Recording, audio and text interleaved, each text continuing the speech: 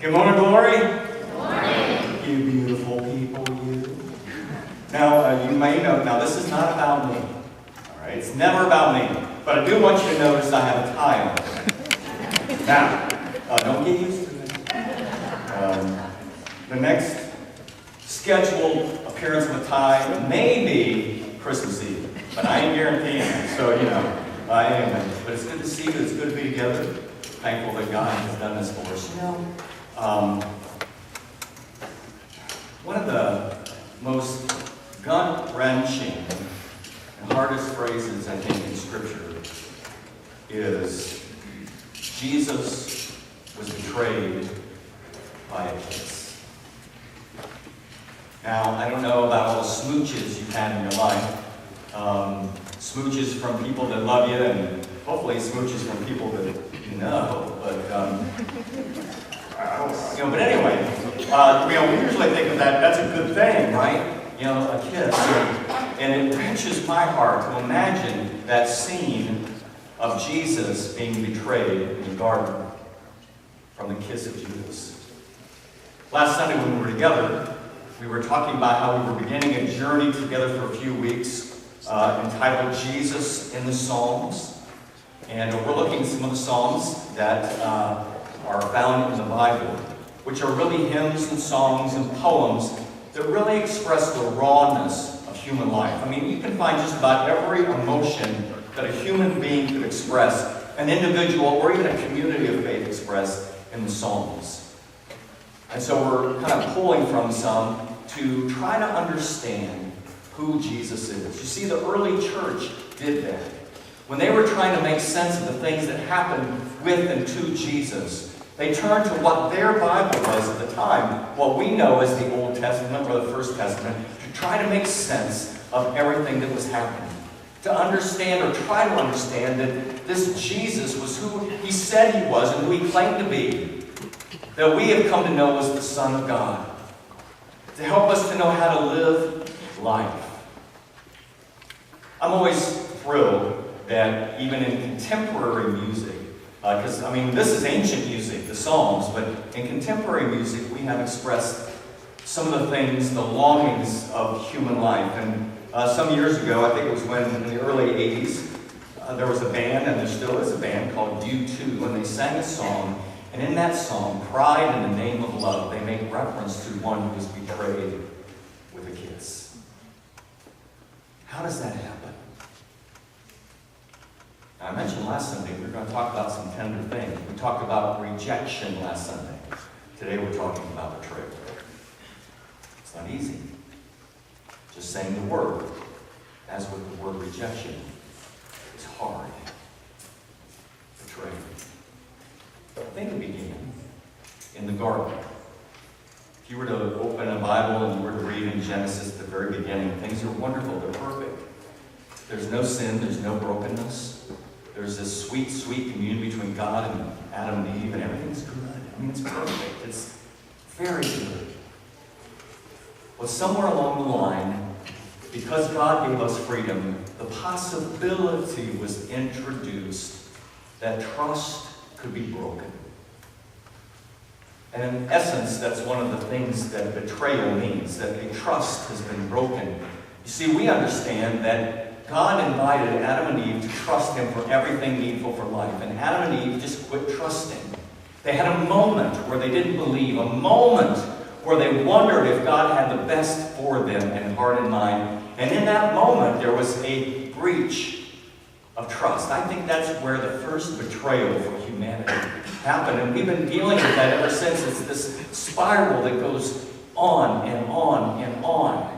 And because God loves us so real and so deeply, beyond any love that we could ever know, he didn't want us to stay in that brokenness. He wanted to give us a way for the trust to be restored, for the breach to be filled. He sent Jesus. Now people saw this Jesus claiming to be in one way or another the Son of God. Many began to believe that he was the Messiah, the long-awaited one who was going to restore Israel. Some people thought he was going to be this great priest and king and kick the Romans out and make everything right. But when it came that he was in fact going to be put on a cross and die, it didn't make a lot of sense. It didn't seem to match what people expected. And I suspect that Judas, the one who betrayed Jesus with a kiss, I suspect that he was trying to make sense of all of it himself.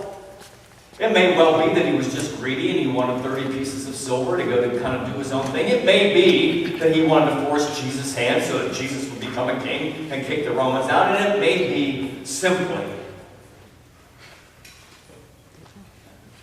that he just couldn't receive the love that was given.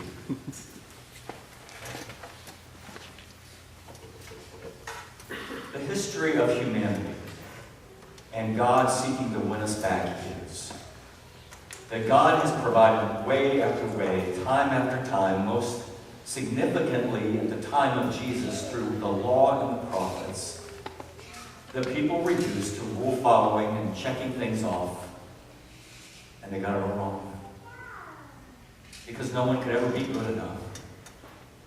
No one ever could live the life and the law full enough. No one could ever make it so that God had to bless them. It's not how God works. And as people tried to make sense of this Jesus, they felt threatened by him and decided to kill him.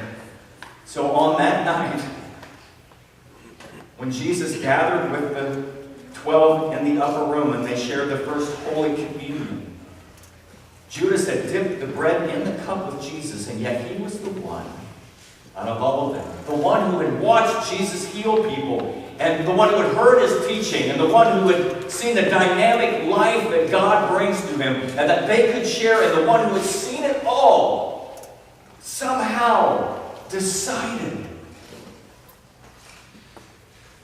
that he was going to betray Jesus. And so on that night, with that kiss, it became a signal to those to arrest Jesus. We understand that the result was the cross. But you see, Jesus was the perfect fulfillment of every rule, every law, and every prophetic statement that was ever spoken. He fulfilled it because you and I cannot. And because we may have a tendency to betray. And because we have been on the receiving end of betrayals in life. Jesus has shown us the way to live in the midst of all. And so the church, you and me, human beings, have felt the cutting knife of betrayal. How do we move on? Humanity is broken. And we remain broken until in some fashion we surrender to or come to terms with or live in faith in Jesus Christ. That is the only hope that we have for mending the breach, for filling the gap, for touching our deepest longings.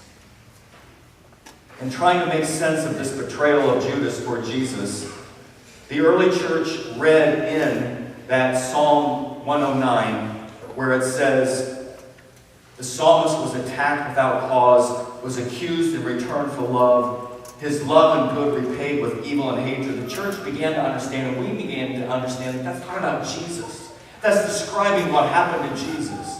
This love of God, this unfathomable love of God was despised. And he was betrayed. Psalm 69, it says, the reproaches of those who reproached you, God, have fallen on me. I think this is important to hear. Hear this. As the church has tried to come to terms with understanding who Jesus is, we have read in that Psalm 69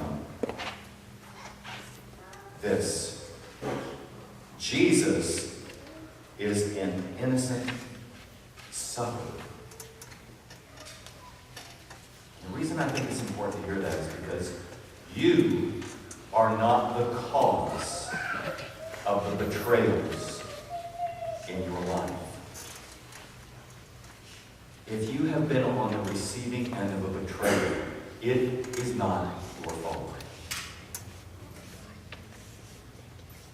Jesus was faultless.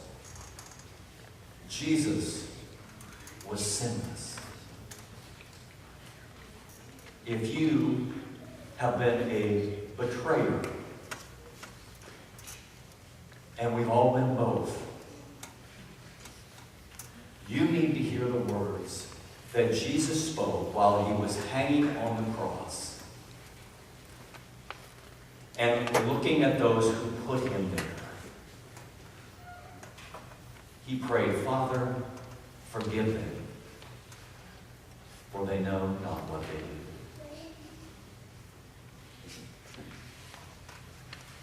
How do we move on?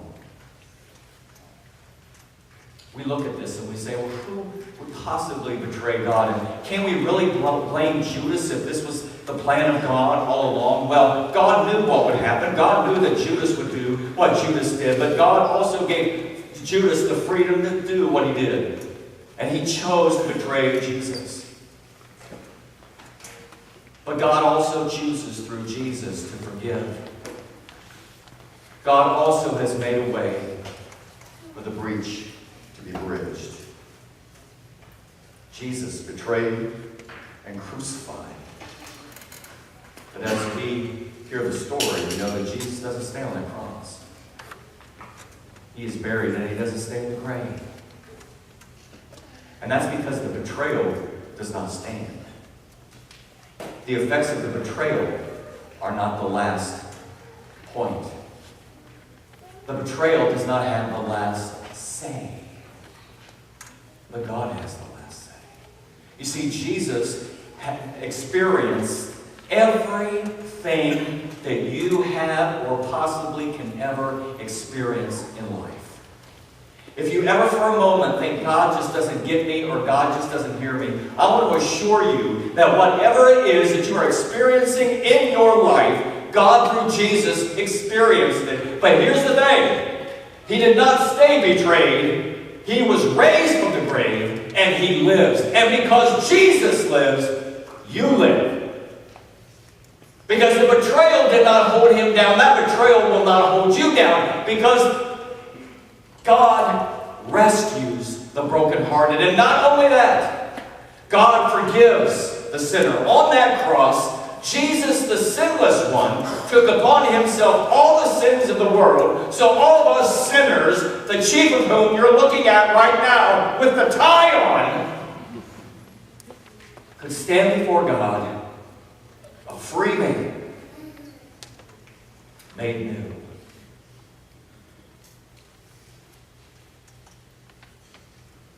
Because he lives, you live. Because Jesus survives the betrayal, you and I survive the betrayals of life. His life has become our life. His resilience is your resilience. The hope that he is your hope. The plan of God and the good desire that God has for you, for me, will not be thwarted.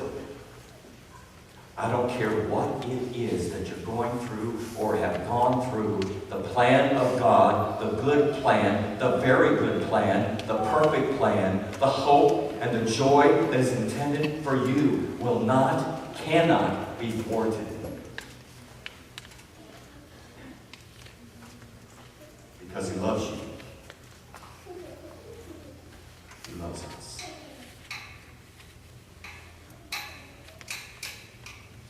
I invite you to pray with me.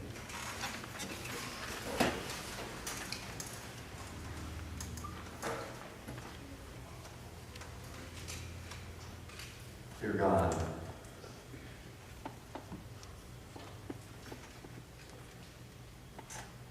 our emotions are, for some of us, very raw. For some of us, we have built up walls of protection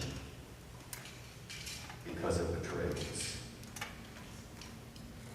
some of us, we think that we can't be forgiven because we have betrayed the trust of another. And Lord, when we look at life, we are troubled and challenged because we wonder if we ever can live in a way that you would find acceptable. But the truth is, Lord, that you sent Jesus to be the one that we can never be on our own. To be the one who invites us to know we are forgiven because we are. And to move forward in faith and in trust, even when we can't see the way. So Lord, when we ponder the thought and feel the pain,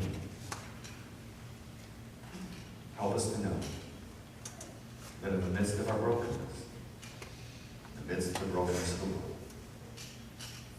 through Jesus, you have sung a new song into our lives. A song of healing, hope, and forgiveness, a beautiful future of joy. Lord, help us to trust you in all things. We pray this in Christ.